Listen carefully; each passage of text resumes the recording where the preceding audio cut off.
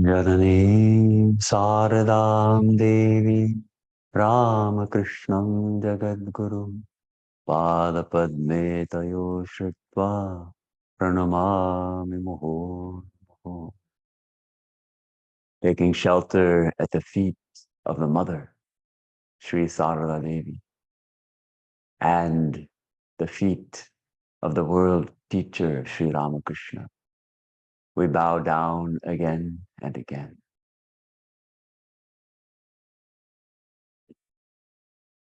So we had a fruitful morning so far, discussing deepening our meditation.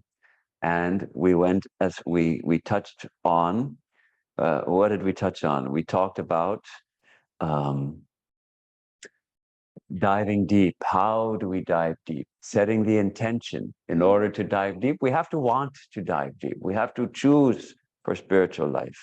We talked about how to cultivate the different states of mind with Patanjali, and we're striving to attain that one-pointed state of mind, the ekagrata state of mind. And so we move from our distracted mind to a one-pointed mind. And we talked about how we spend the rest of our time when we're not meditating, how that influences the time of meditation and protects our contemplation. We talked about the yamas and the niyamas, the disciplines given by Patanjali for leading a life in harmony with moral law. And then we talked about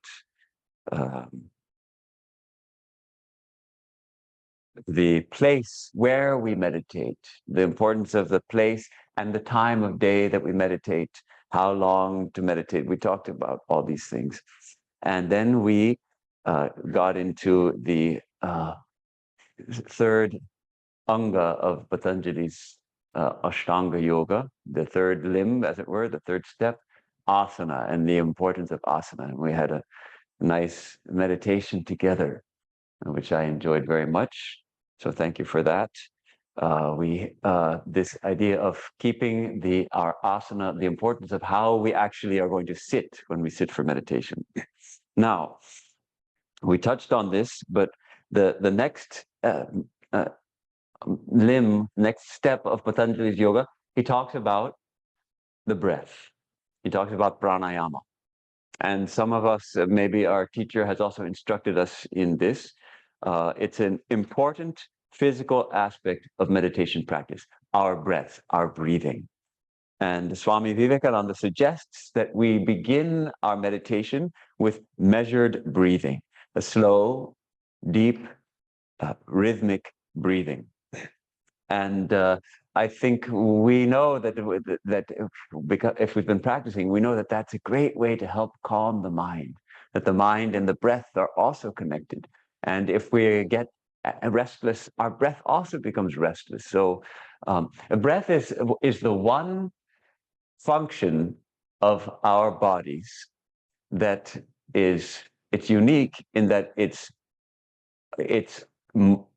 can be either consciously controlled or it goes on unconsciously. Our heart beating, that's unconscious. It's for most people, it's out of our control. Yogis, it is said yogis can gain control over their heartbeat. Maybe yogis can gain control over their digestive processes or their kidneys, maybe. But all these processes, kidneys and liver and all these organs that are inside, they go on unconsciously. Heart goes on beating, and we don't have much control over that.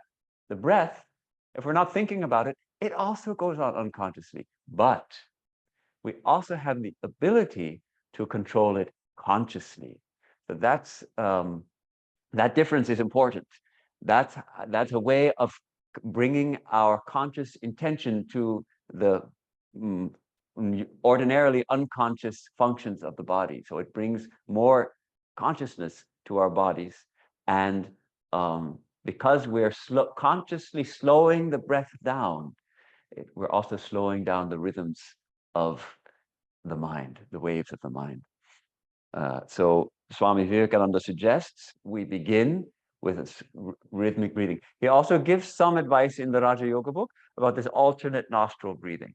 Now, a little bit of that is quite all right if one feels that it can help balance the nerves. However, I have to caution all of us that there are certain practices in which the breath is held between inhaling and exhaling. And this is said to be not to be done unless one has close supervision from someone who is expert in this. And it can, if it's overdone, it can lead to health problems. And I know of people who have overdone this and gotten health problems. I know someone who was holding it too much. If you hold the breath for a while, interesting things happen. You can break out in a sweat and all kinds of things. And then he started getting heart palpitations. Heart was skipping beats and things like that. So he stopped doing that, and his heart came back to normal. So it's actually true what they say, don't practice this long holding of breath. But otherwise, a little bit of rhythmic breathing, a little bit of alternate nostril breathing can also help, as Swami Vivekananda also shows us. We talked a little bit while we had our little guided meditation about breathing from the diaphragm. That brings the air deep into the lungs, and that's where the breath action is controlled. So some people might breathing from the chest, but we've learned to breathe from the diaphragm. And so the part of the body that's moving when we're sitting still is the belly. As the diaphragm moves down, and it creates a vacuum, and the air rushes into the lungs, and then the diaphragm moves up, and similarly the belly comes in. So that's and so this kind of rhythmic breathing can be maintained throughout the meditation, and it does help prevent drowsiness. I think oftentimes drowsiness, one cause of drowsiness could be we're not getting enough oxygen. We're relaxing, and then we may not be breathing. Our breathing starts to get shallow, and maybe we're not getting quite enough oxygen. We can get drowsy. Now, Buddhism specializes in this practice of watching the breath. This is something we don't emphasize in our Vedanta meditations, but when the mind gets very restless, this can also be a help. And that's one thing that I love about Vedanta, is that on the one hand it's very deep, and on the other it's very broad. And if I find help in learning a little bit of watching the practice of watching my breath from Buddhist meditation when the mind is very restless, I can use that, and that is quite all right. Sri Ramakrishna makes that possible.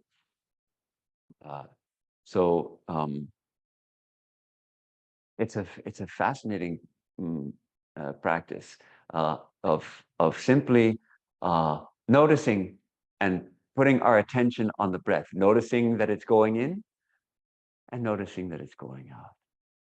And maybe just saying very quietly to oneself, breathing in and breathing out. Breathing in and breathing out. It sounds boring, and it could be boring, but oftentimes it helps the mind to, okay, the mind has a task. I'm just going to watch the breath. And of course, for Buddhists, they can do it for an hour.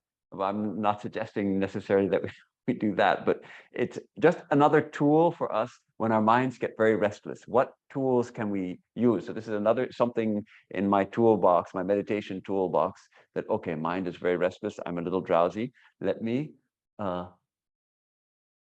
watch the breath for a few minutes. We can also consciously breathe in calm, breathe in purity, breathe in light. When we breathe out, we let go of all restlessness. We say, people love guided meditation, especially people who are not regular meditators, maybe. They meditate now and then, and they love it. They love for someone to guide them through the meditation. Typically, experienced meditators have an established meditation practice. They don't like guided meditation. because they already have a practice. They have a system of meditating. And actually, what we do, what experienced meditators do when they meditate, is they guide their own meditation. So actually, a guided meditation is a good introduction, but we have to guide our own meditation. So, like when I did the little guided meditation this morning, that's the same way I would do it for myself, but not speaking, of course. Mentally, I would run through those same steps which I shared with you. So that way we learn to guide our own minds in the meditation. And so we can, for instance, feel like I'm breathing in purity and I'm breathing out all impurity. I'm breathing in peace. I'm breathing out, letting go of all tension, all restlessness. And we can feel the whole body becoming energized by the power of breath. So it's wonderful. Let me read a couple of quotes from Swami Vivekananda about this. The first lesson is just to breathe in a measured way, he says, in and out. That will harmonize the system. When you have practiced this for some time, you will do well to join to it the repetition of some word as Om or any other sacred word. Let the word flow in and out with the breath, rhythmically, harmoniously, and you will find the whole body is becoming rhythmical. So I gave this suggestion this morning in our little meditation. And he explains, the science of breathing is the working through the body to reach the mind. Just as the practice of asana, also this practice of breathing, we're using the body to reach the mind. In this way, we get control of the body, and then we begin to feel the finer working of the body, the finer and more interior, and so on, till we reach the mind. So as I think we've established now this helpfulness of breath and how the nerve currents, the mind and the breathing are connected. Sri Ramakrishna himself says, the nerve currents and breathing calm down when the mind is concentrated. Again, the mind is concentrated when the nerve currents and breathing calm down. Then the buddhi, the discerning power, becomes steady. So till now, we've been discussing a number of things like the asana and the breathing and how we live our life and all of those things. And all of this can be considered as like preliminary practices to meditation proper. So, well, now once we've been doing it for a while, we may think, okay, all these are not so important. Now I'm just going to sit and meditate. And I think that is a mistake. It may be a mistake to make light of it. These kind of attention to these things helps prepare our minds, prepare the ground, as it were, for going deeper. So I would suggest we don't neglect these kinds of practices. We set the stage for going deeper. So then what? How do we lead our mind into meditation? Working with the mind, it said it's a little bit like getting a cow to go back into the barn. And a man was trying to get his cow back into the barn, and he was pulling and pushing and giving little whacks with a stick. And she didn't want to go into the barn. She wasn't going. And then the wife comes out with a carrot and holds the carrot before the cow and gently leads the cow right into the barn. She's happy. So working with the mind is a little like that. If we try to force it, it's going to fight. It doesn't work. Actually, we have to lead the mind gently into deeper meditation.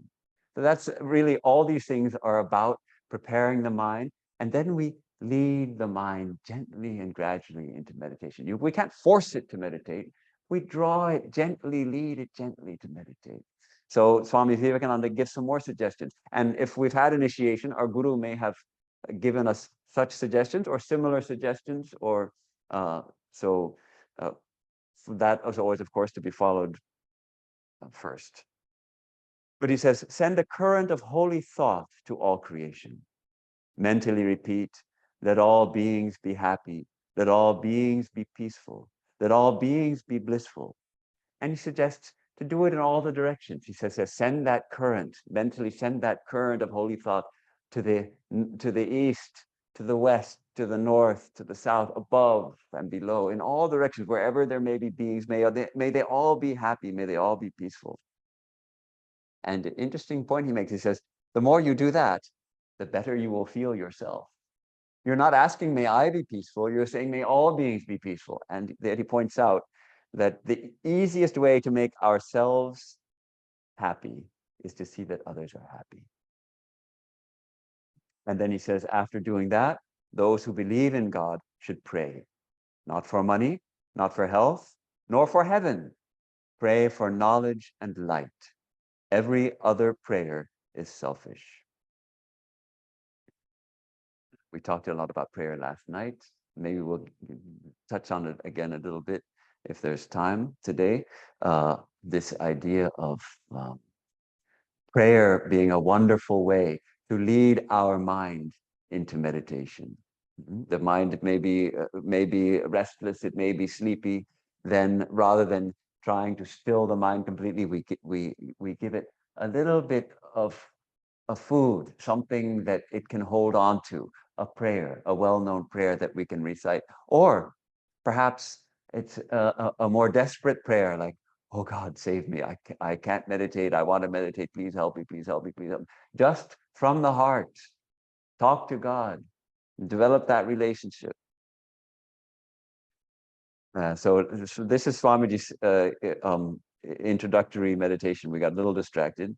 He says, then the next thing to do is to think of your own body and see that it is strong and healthy. It is the best instrument you have. Think of it as being strong.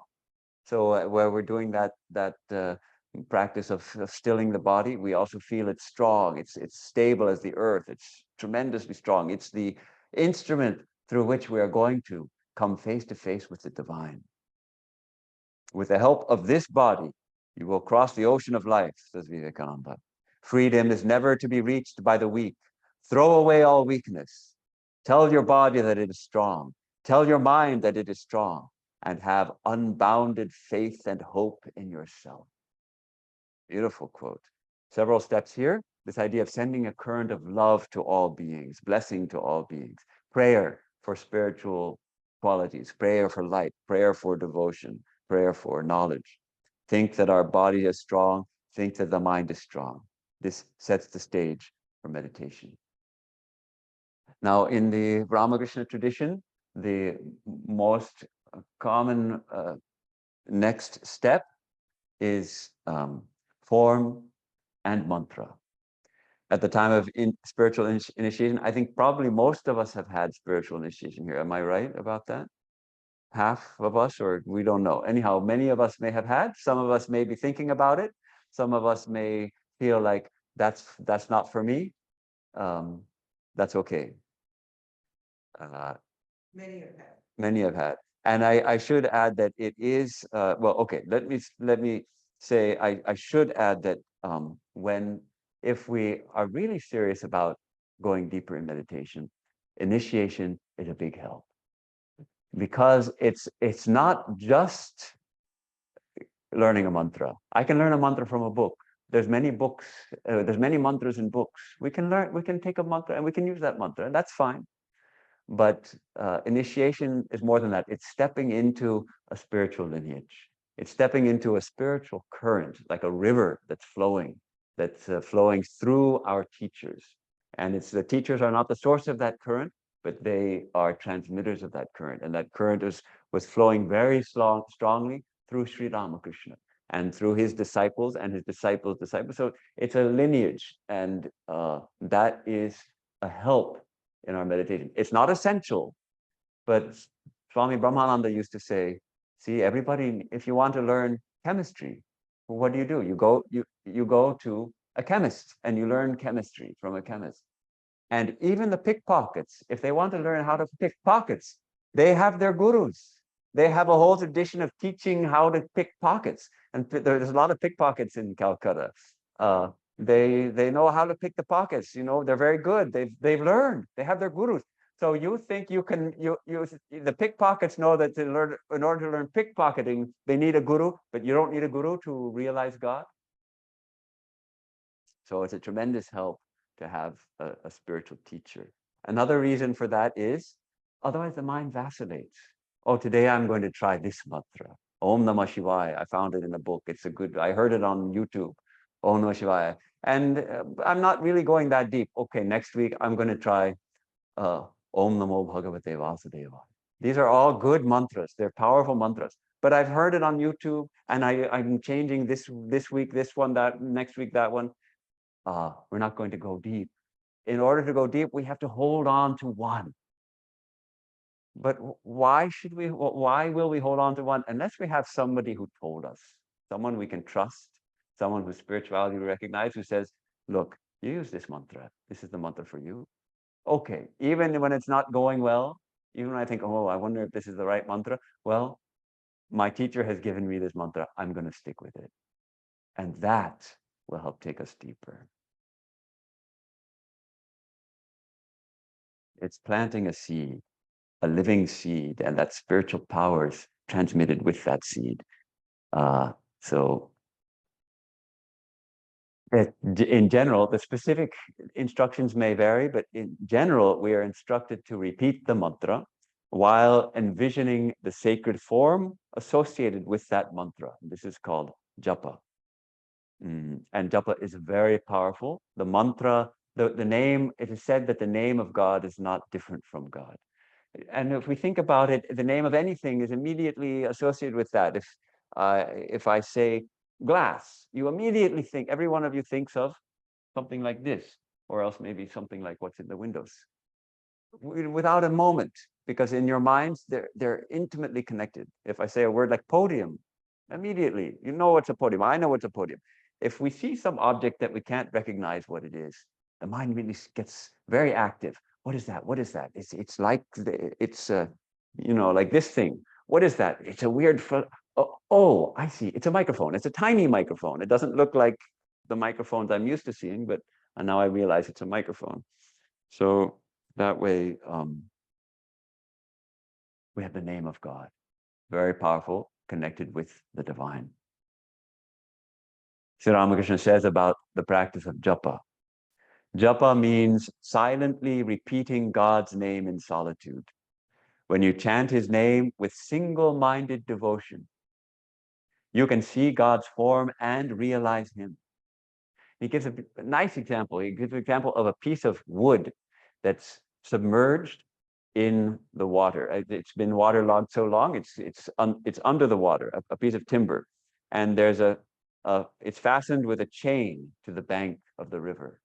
And he says, you proceed link by link, holding to the chain, and you dive into the water and follow the chain.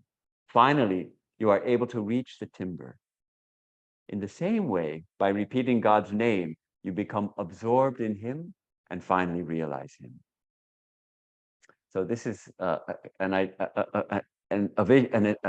image Ramakrishna gives of the practice of japa, of repeating the name, like holding a chain. Each repetition is taking us one link closer to the end of the chain.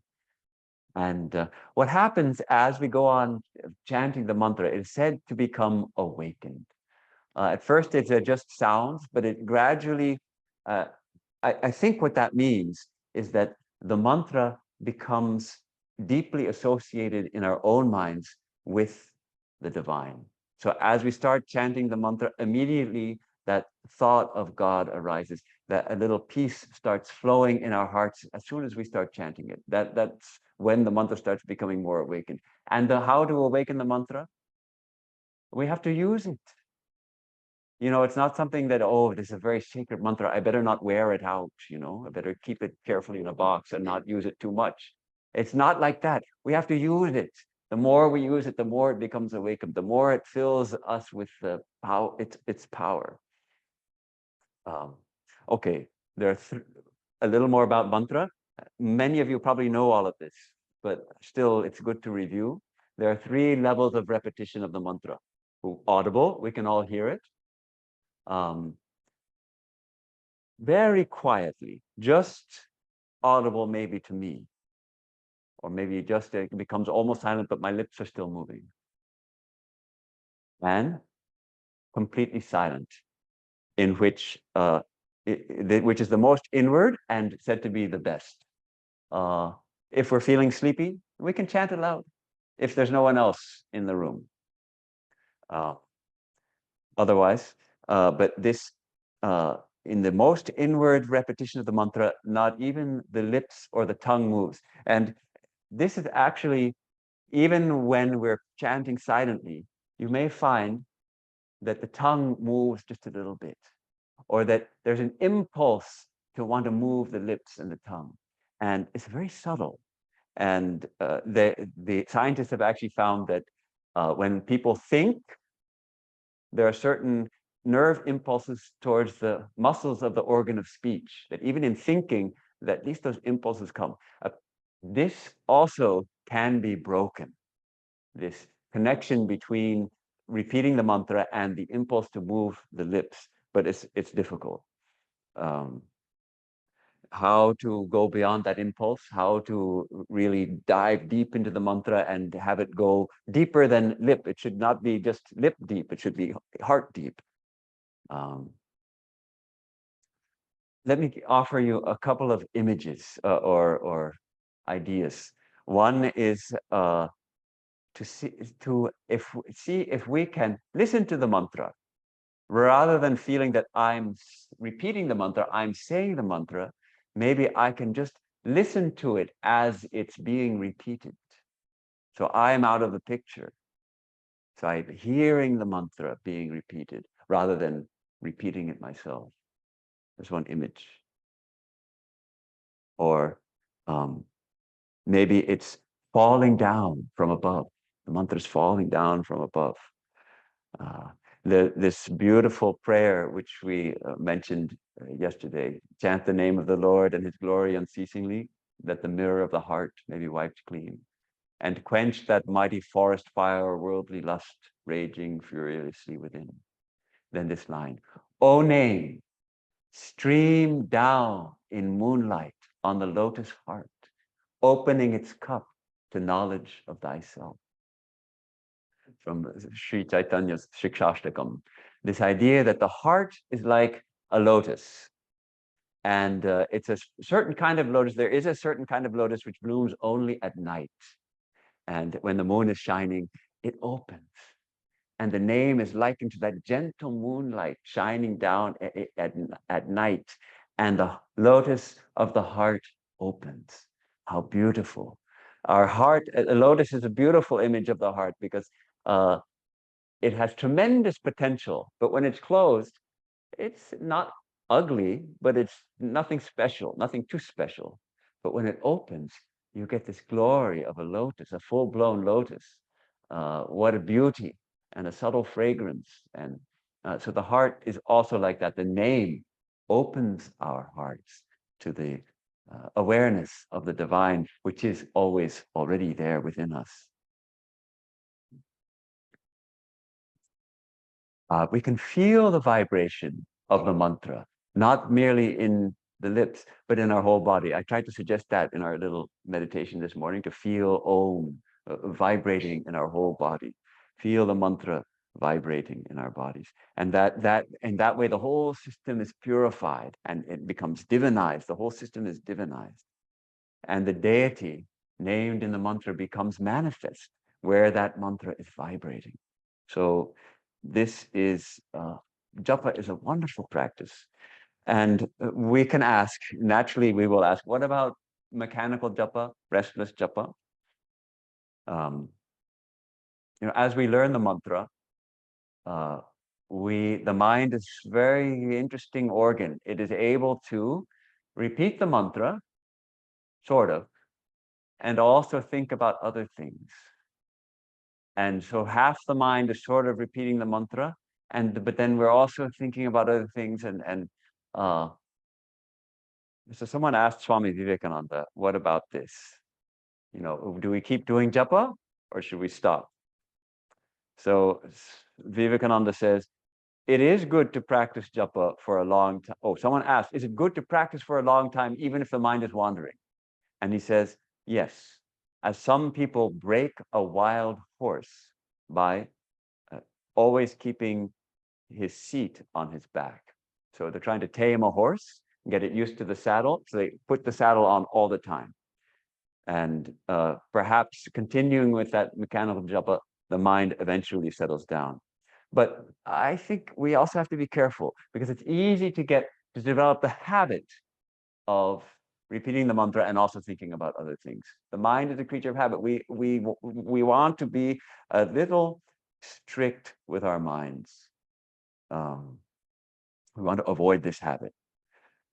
It takes making a clear intention, cultivating a firm determination, and developing a taste for the holy name. This is one of the teachings of Sri Chaitanya, that we develop a taste, and it tastes sweet. It's a kind of funny thing. We think, well, ice cream tastes sweet. How does a name taste sweet? But it does taste sweet. We are uttering it with our tongue, as it were, or internally with our mental tongue, and it does begin to taste sweet. So if we can get a taste of the sweetness of the holy name, and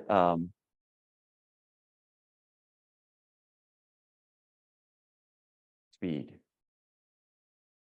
As we learn to do japa and the mind learns the mantra, some people can chant the mantra very quickly. But this is a danger. I think oftentimes we repeat it too quickly and we're not really able to sink into it, to dive into it. Actually, if we're getting distracted while doing japa, slow down. There's no hurry. Sometimes people vow they're going to do a certain number a day. And then, of course, then you may be forced to hurry because you've run out of time and it's time to put the kids to bed, but you still have 300 japa to go. Okay, I can do it, but how valuable is that? I think we can slow down the mantra, let it take us deep. But for that we have to do it a little bit slowly, so we hear every syllable of the mantra and let those vibrations fill our minds. Holy Mother says, whenever you find your mind drawn to any object, think of its transitoriness and thus try to withdraw the mind back to the thought of God. So this is another practice. When we find our minds, we have to notice, oh, mind, you're going to think about that again. You're thinking about taking the car to the garage tomorrow morning. Okay, but that's temporary. Come on back. Come on back. But what we talked a little bit about this last night. Rather than spending an hour in mechanical japa, if you find that its mind is not settling down, change tack. Resort to prayer. Start to take up a prayer. This is and we discussed this at length yesterday. Sri Ramakrishna suggests again and again, call on God, call on God, call on Mother, call on our chosen ideal. So if we can turn a prayer into an awaken, prayer helps awaken that longing for God and helps focus the distracted directions of the mind into one point. So prayer can be very helpful when we are struggling. One of my mentors suggested to me that if you want to lengthen the time that you're sitting in meditation, it would be very helpful to vary what you're doing. To do an hour of japa is very difficult, especially at the beginning. But we can do 20 minutes of japa and 20 minutes of prayer and 20 minutes of something else, like of singing a song mentally or there's a practice called Lila Dhyana, thinking about the incidents in the life of a great teacher, a great saint, like thinking about the boat ride with Sri Ramakrishna and Keshav Sen, which is so beautifully described in the gospel, and imagining, putting yourself in Dakshineshwar and seeing Sri Ramakrishna is getting into the boat, and the boat is going, little boat is going out to the steamship, and all the people are on the edge of the steamship looking as he's coming, as he's approaching. And then he enters the boat and he's taken to the room and he sits down and goes into ecstasy. And the room is packed with people and the people on the outside looking in. And he starts to talk. And we can read that incident in the gospel and sort of at least commit the incidents to memory, understand what happened. Then we can close our eyes and we can, okay, mind wants to move. Mind is not settling down to one point. Keep it on a leash in a circle around what Sri Ramakrishna did on that day. We can take an incident like that. And the mind is still thinking of God. It's maybe not becoming one-pointed in deep meditation, but it's thinking of God. So this is called Lila Dhyana. So rather than trying to force the mind to do japa for a full hour, vary it. I can do japa for 10 or 15 minutes. I can do a Lila Dhyana for 10 minutes. I can recite a prayer for 10 minutes. Then I can come back to japa for another 10 minutes and I get up from my seat.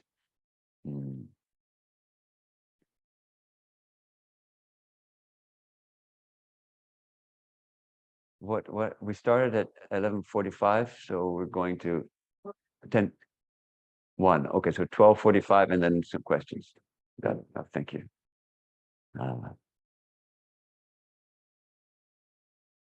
Sometimes it can be frustrating when we're trying to meditate and the mind is restless and we can't do it.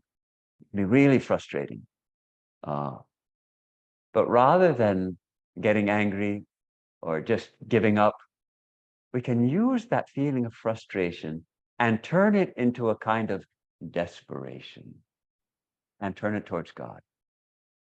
And then pray that, Lord, I'm trying, but I can't meditate. Help me, please. I can't do it alone. This kind of heartfelt prayer. I need your help. I can't. I want to meditate. You've taught me how to meditate. My teacher, who's one of your children, has taught me to meditate, and I'm trying to meditate, but I can't. My mind won't settle down. Please help me. This kind of prayer of desperation is also can be powerful because it comes from the heart. We're really feeling upset that we can't meditate. We want to meditate, but we can't. That desperation is wonderful, actually. If we can feel that kind of heartfelt anguish at not being able to meditate, that can help us because if we can turn it to God.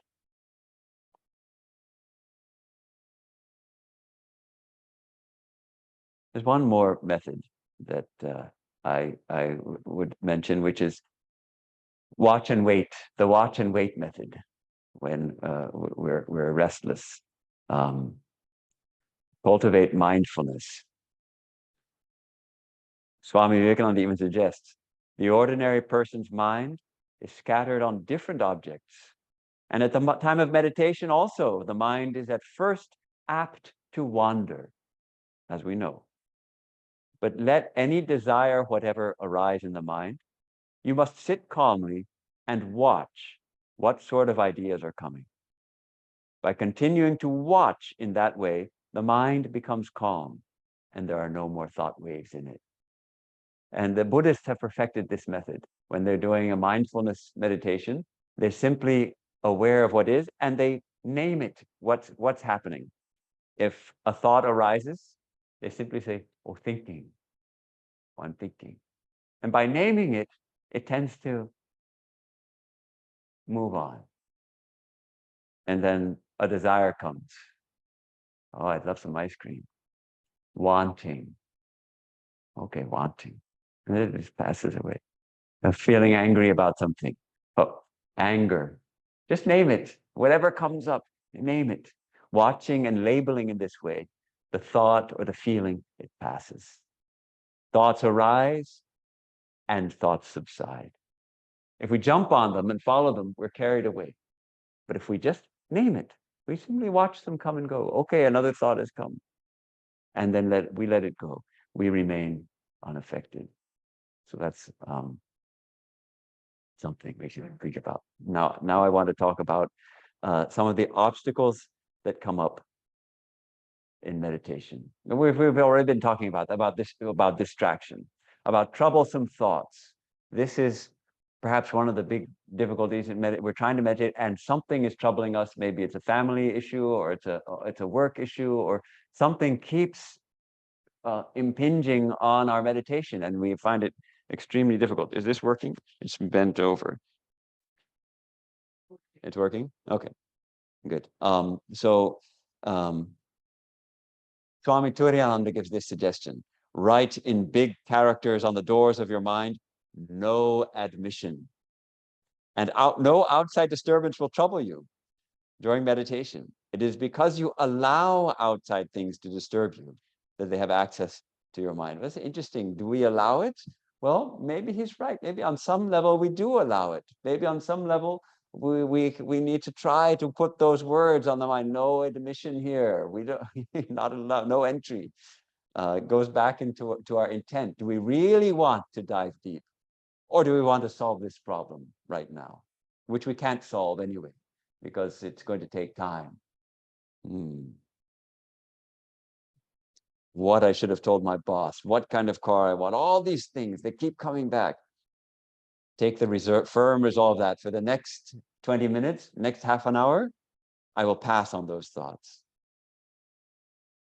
Of course, Sri Krishna and Arjuna had a discussion about this too. When Krishna is teaching Arjuna to meditate, and Arjuna says, yeah, that sounds great, but the mind, it's impossible. The mind is like trying to control the wind. How can you control the mind? It's not possible. And Sri Krishna says, I didn't say it was easy. Yeah, it's tough, I know, but it can be done. And what's the recipe? I think you know this. We come back again and again to this one. It is detachment and practice. Practice and detachment. I should chant it. Well, I should chant at least one Gita verse. He tells him, Asangshayam mahabaho mano durnigraham chalam abhyasena tu kaunteya vairagyena cha grihyate. Without a doubt, asangshaya, with no doubt, the mind is restless and very difficult to control, but it can be done. How? Through abhyasa and vairagya. Repeated practice, practice, practice, and also adding detachment, vairagya. And Yoga Sutra, Patanjali gives the same teaching. Abhyasa, eva, abhyasa, vairagyabhyam, tam nirodha. The mind can be stilled through practice and detachment. Sri Ramakrishna gives he has so many beautiful examples. He talks about a mongoose and some children tied a brick to its tail, the poor thing. So it goes up into a hole in a wall, and that's its hole where it lives. But with the weight of the brick, it can't stay there. So it climbs up, and then the weight of the brick pulls it back down. I think people, sometimes they're so cruel. But this, I guess, a kind of children's game to watch that. And I would hope that eventually one of the parents comes and cuts the brick off so the mongoose can be happily in its hole. But he says every time the mongoose tries to be comfortable inside the hole, it has to come out because of the pull of the brick. Such is the effect of brooding on worldly objects, that it makes the yogi stray from the path of yoga. So we feel like we get a little peace of mind, a little taste of concentrated mind, and then a big thought comes, a big thought of anger or whatever problem we have, and it pulls us back down again. The mongoose falls out of the hole again, and the mind comes down with a thud. I think we can impress on our minds Swami Brahmananda says, impress on your mind this idea that this particular thought, which is troubling me, is very harmful for me. Don't think it. It's very harmful. Think to yourself, he says, this thought is immensely harmful to me. It can bring about my ruin. It is my worst enemy. Impress the idea again and again upon the mind. Once you can stamp this impression upon the mind, you will find the distracting thought vanishing in no time. And he says, the mind is a wonderful thing. It will learn whatever it is taught. And he gives the example of giving poison to a child. If you give a poison to a child won't know. It'll eat it happily, doesn't know. But if you know it, someone says, here's poison, have it. You won't touch it. You know it's poison.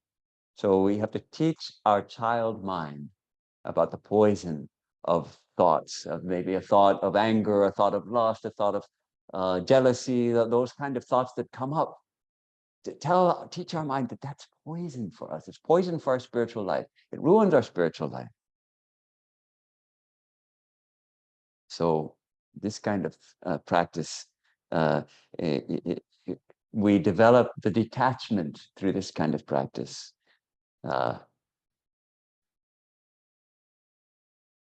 Moreover, we need to remember that vairagya, this detachment, actually, it has two aspects, and Sri Ramakrishna verifies this. It's both dispassion towards worldly things and attachment for God, passion for God, longing for the divine.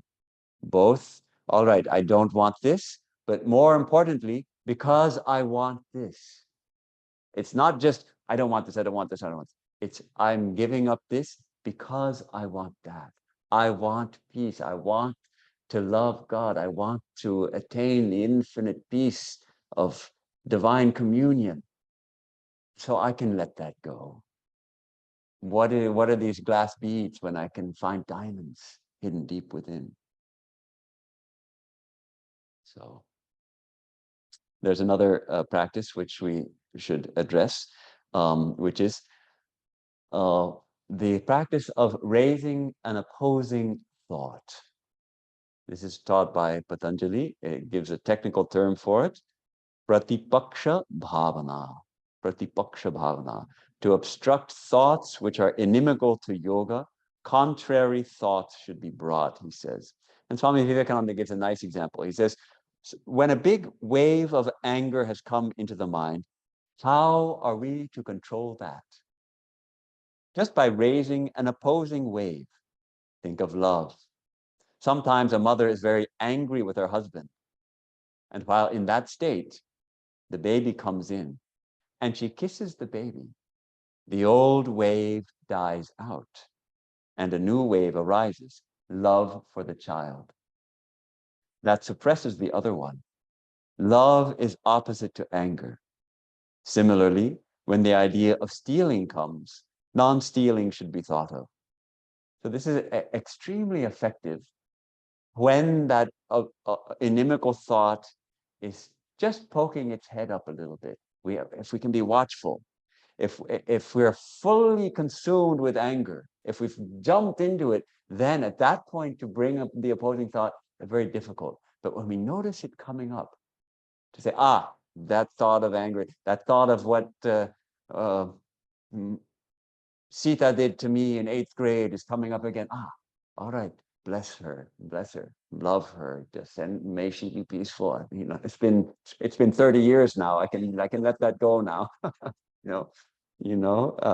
Bring that opposing thought, pratipaksha bhavana. So it's important to notice when these thoughts which trouble us, when they start to arise, we have a good chance of letting them go. Once they fully take over the mind, it becomes more difficult. And then we turn to desperate prayer. Okay, now we want to talk about this important obstacle, formidable obstacle, I should say, sleep. Okay, it's very sneaky. It creeps up on us. We sit for meditation, and it's normal. We sit for meditation, we've had a stressful day, and we start to relax, and we start to let everything go. And before we know it, we're asleep. Or even worse, before we know it, we don't know it and we're asleep.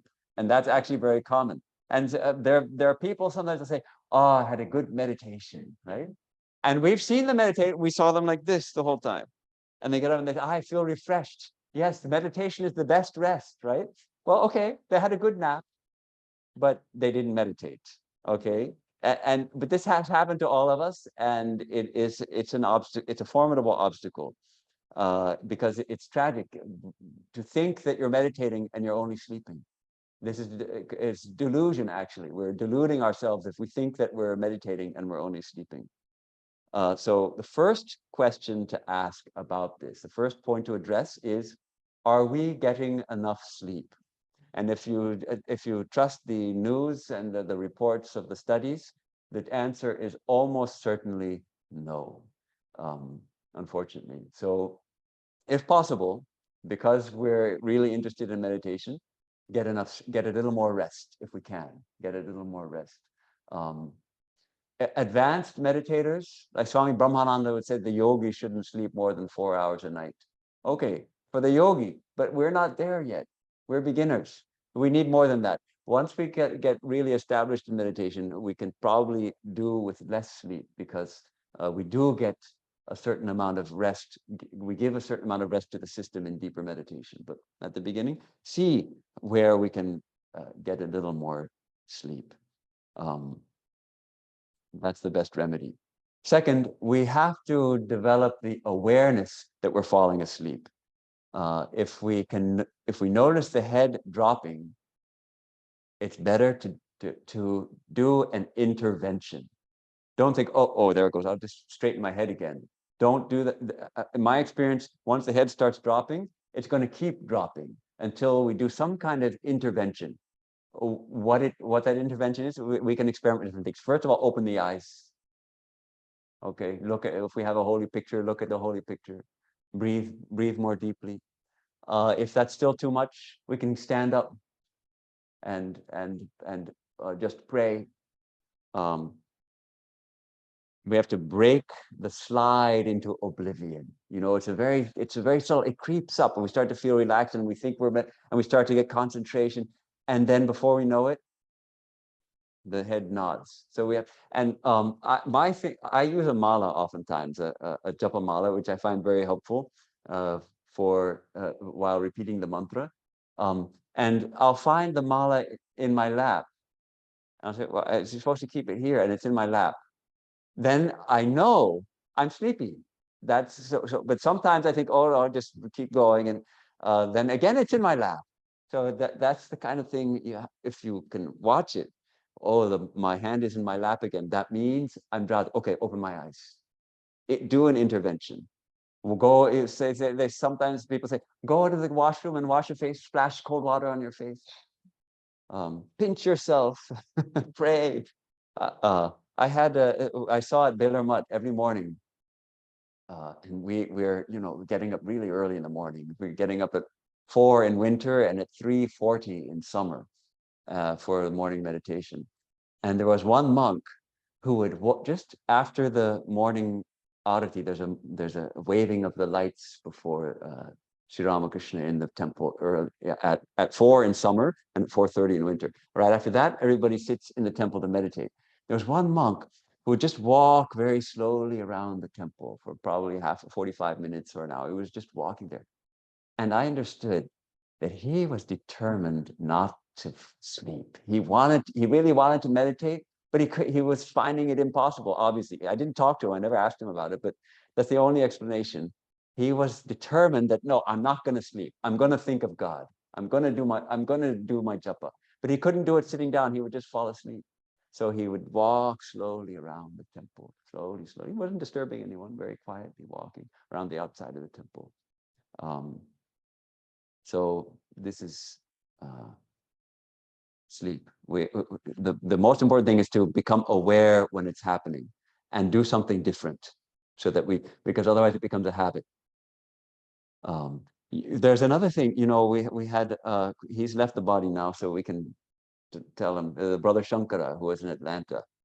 he also had a terrible struggle with sleep in meditation. He would sit in meditation in the Hollywood Temple, and within minutes he'd be snoring, and he didn't really realize it.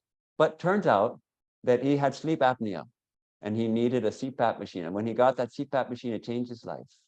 So if you're having that kind of problem, that's also could be a medical issue. You can check that out. And then there's one final remedy for sleep, which is not found in the scriptures, and it's not exactly recommended, but it's followed by some monks like me. And that is to drink a strong cup of tea before meditation.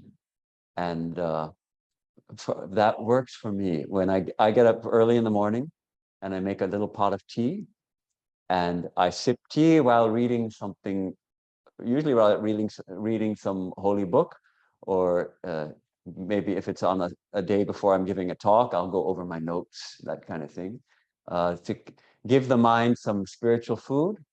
And now that's not the time to go checking emails. It's not the time to go check my responses to my Facebook post. It's the time to cultivate that mood for meditation, and sipping a little tea. And I have to say, frankly, for me, it's helped me tremendously. And I've just accepted that for me, if I'm going to stay awake for my morning meditation, I need a cup of tea. And there is some sanction for it. Holy Mother sanctions it. A devotee came to her a little bit anxious because usually the tradition is you don't eat or drink anything until after you've done your morning worship and meditation. And said, but mother, I'm in the habit of taking tea before first thing. Will that hurt? And she said, no, my child, you may take tea. So I take that as the sanction for this practice.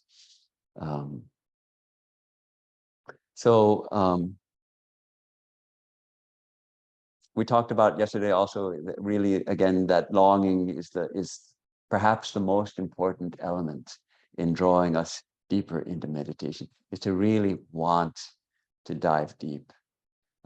It can't really be taught, as we said. We can't learn to yearn for God, but we can catch it, as it were. We can cultivate it, as it were, because we all have some longing, or we wouldn't be here. So we protect that longing, protect that yearning for the divine, protect that yearning to know our true self. And as it grows stronger, we will make quicker progress. So I hope some of the things I've shared today might be, take, Sri Ramakrishna used to say, whatever I've said, discard the head and the tail. He was talking about eating fish, and most people don't eat the head or the tail, though in Bengal, actually, people eat the head too, but sometimes. I don't, anyhow. Yeah, that's what they say. So whatever it may be, if something I have said helps you, then that's a blessing for me. Thank you. Let me just review what we've talked about: the importance of a balanced and regulated life, a well-lived life, choosing a good place and a good time to meditate, the importance of posture, something which I feel is ignored, or is not ignored exactly, but it's not given quite enough attention in our tradition. In fact, Sri Ramakrishna, he used to correct the posture of his disciples when they were meditating. It's written in one of the books. He would watch them and go and correct their posture. The Zen Buddhists do it with a big stick.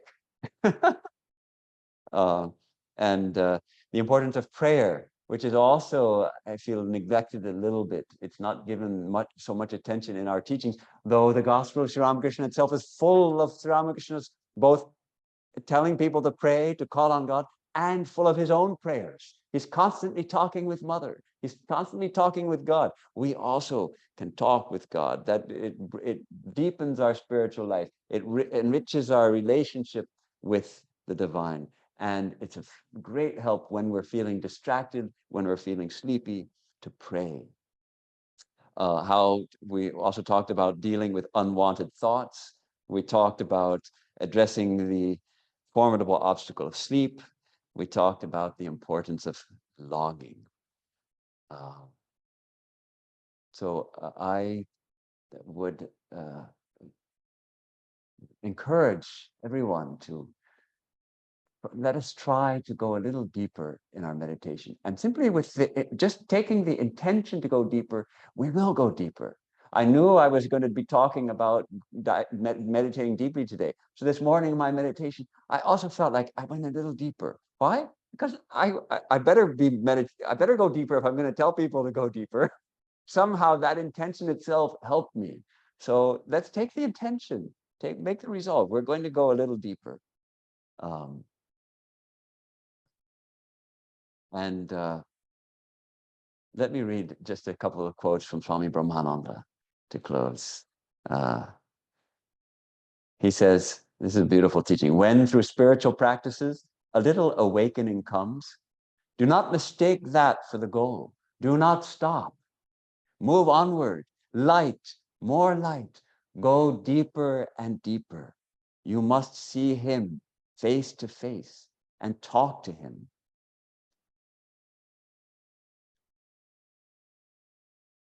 Ah, my children, you have glimpsed that path of light. Do not turn back to the path of darkness.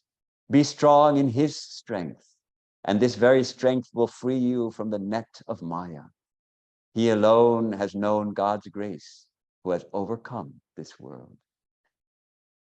Okay, that brings us to, we've talked for an hour and we have time for some questions.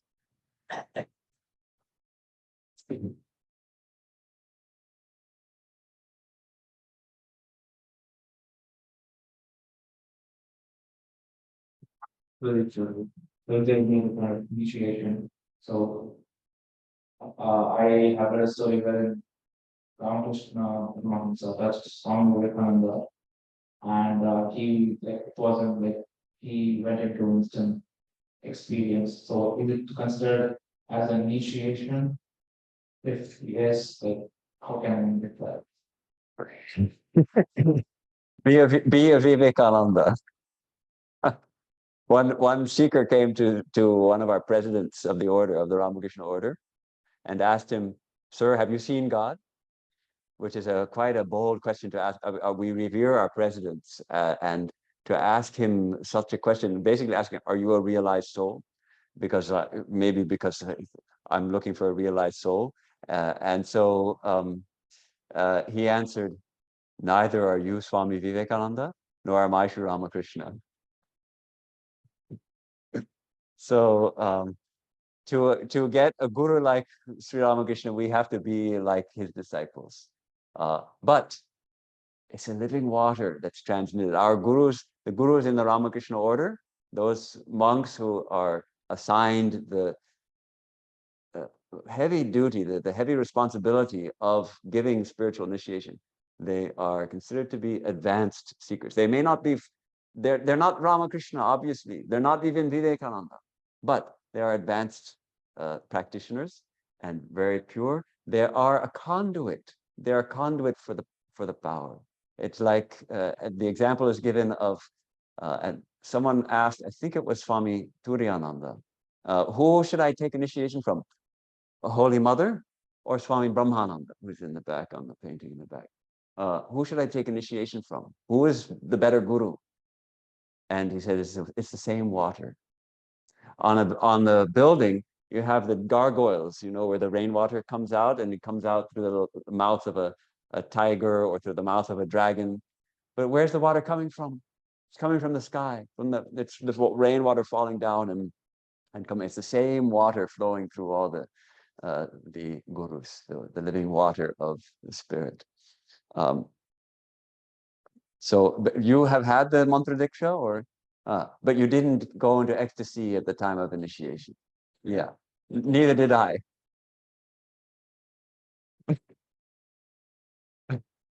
But go forward, keep going. You'll get there. We will all taste that. The Vivekananda and Ramakrishna guarantee us all will know God. We will know God. There's no eternal damnation in Vedanta. All are guaranteed. We are guaranteed to realize God. The only question is when.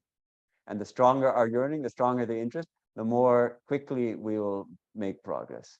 But Sri Ramakrishna says all will be fed at the temple of Annapurna. Some get their meal in the morning, some at noon, some have to wait. Some don't get it till late at night, but all get fed.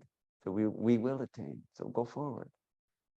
But it's said we get the guru we deserve, that we're fit for. When we're ready to embark on serious spiritual life, our guru, we find a guru. And it happens how it happens. Many people have interesting stories how they came to Vedanta and somebody told something, or I met somebody, or read a book or something. And then an opportunity for initiation comes, and we take that initiation, and our life becomes changed. Not overnight. It takes some time. There's always a honeymoon period. Right after initiation, we feel full of inspiration, and I think samadhi is just around the corner. And then how long does that last? Well, a month or two, maybe. And then it starts to get tough. It starts to get really tough. That's normal. That's we all face that. Go forward. Go forward. Yes. There was one more question. So mantra diksha, that's the only kind of initiation we have. Are there any other? That's it. That's mantra diksha. Everything is given at the time of mantra diksha, except for monastics. There's the diksha of when we join the Ramakrishna order. There's two additional initiations: the brahmacharya diksha and the sannyasa diksha. It's a kind of diksha, also a kind of initiation. So, are you? Can you please explain? No, we are wrong, but Are you married? Are you married? no. No, but you're not interested in monastic life. Okay, then it's all right. It's enough. That's enough. That is enough to take us to the goal. If you want monastic life, then we can talk about those other ones. But My name's Vader. I have a question. You mentioned praying for knowledge and light.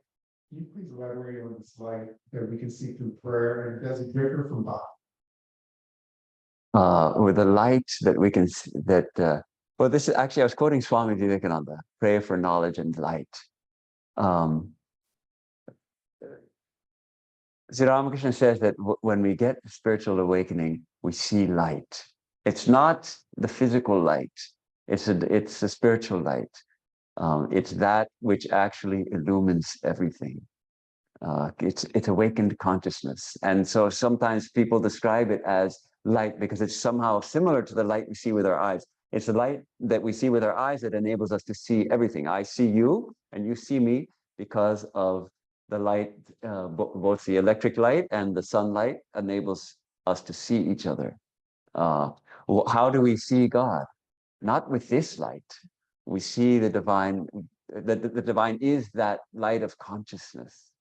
And there's this beautiful mantra in the Upanishads, probably you've heard it, where Nachiketa asks Yama, is the light shining there in Brahman, in the absolute reality? And he says, there the sun does not shine, the moon does not shine, the stars do not shine, lightning doesn't shine, even this fire, this wood fire that we're sitting in front of, that doesn't shine there. These are all the different kinds of light that now we would have to say, and the electric light doesn't shine there either.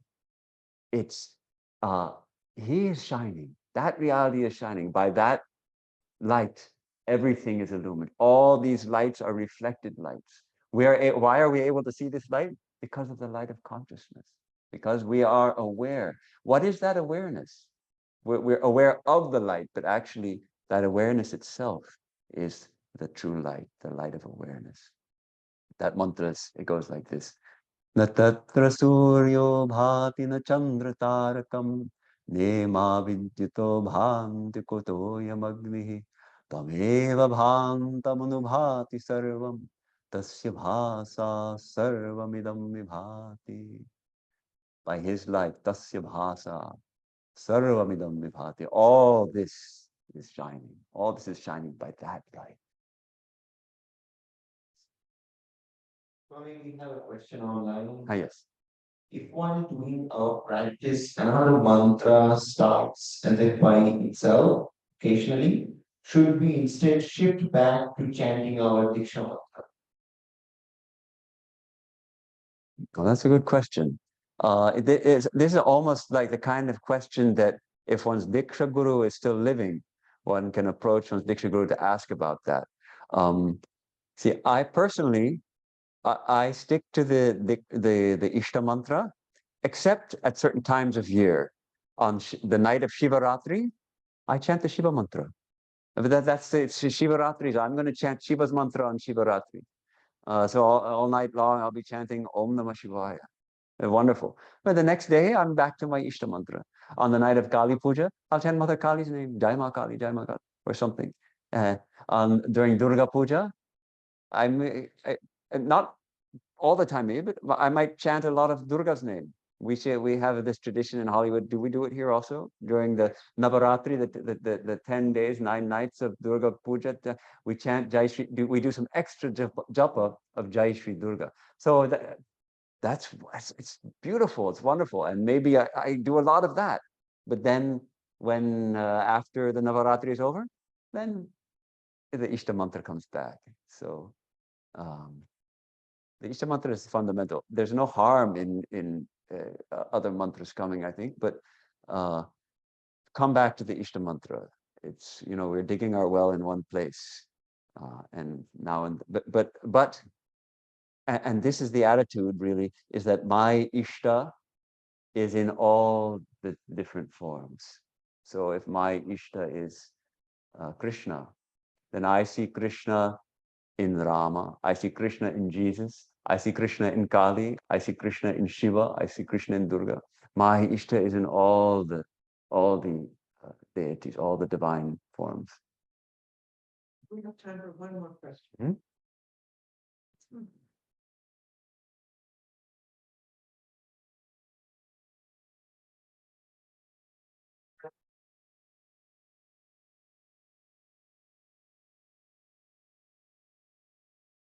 So, one thing I try is sort of lifting your pelvic floor and holding it, sensitively to breathe like everything, and that stabilizes me more. But is that something I should continue to try? It's hard to maintain now. What do you mean? What do you mean lifting the pelvic floor? There is a you can sort of this one of Kegel exercises you can kind of internally you can lift your pelvic like movement like Okay. I don't know too much about that. It may be helpful. But what I didn't mention, or I forgot to mention, is that some of the, and you're reminding me of it, that in order to sit for a long time, it can be helpful to do a few Hatha Yoga exercise, or at least a few stretches. Every day before I go to the temple, I do stretch my legs a little. I touch my feet. When I first go, there's this much of a gap. But then I work on it a little bit, 2-3 minutes, and I can touch my feet.